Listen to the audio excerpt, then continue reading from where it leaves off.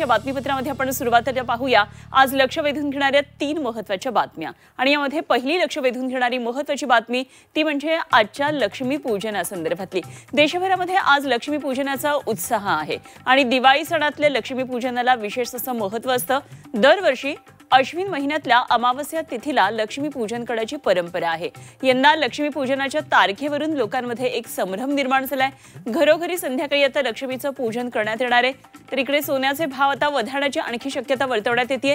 तर दुसरीकडे नेहमीच्या प्रथेनुसार लक्ष्मी पूजनाच्या दिवशी शेअर बाजारामध्ये मुहूर्त ट्रेडिंग होणार आहे। दुपारी 1:45 ते दुपारी 2:45 हा मुहूर्ताचं ट्रेडिंग पार पडणार आहे। दुसरी महत्त्वाची लक्ष वेधून घेणारी बातमी ती म्हणजे मुंबईतल्या हवेच्या गुणवत्तेसंदर्भातली।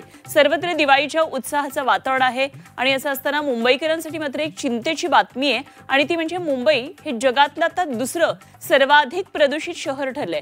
मुंबईच्या हवेची गुणवत्ता अत्यंत खराब श्रेणीमध्ये नोंदवली गेली आहे। शहर आणि उपनगरामध्ये अनिर्बंध असे फटाके फोडले जातात, त्यामुळे प्रदूषणाची पातळीमध्ये विक्रमी वाढ होताना दिसते।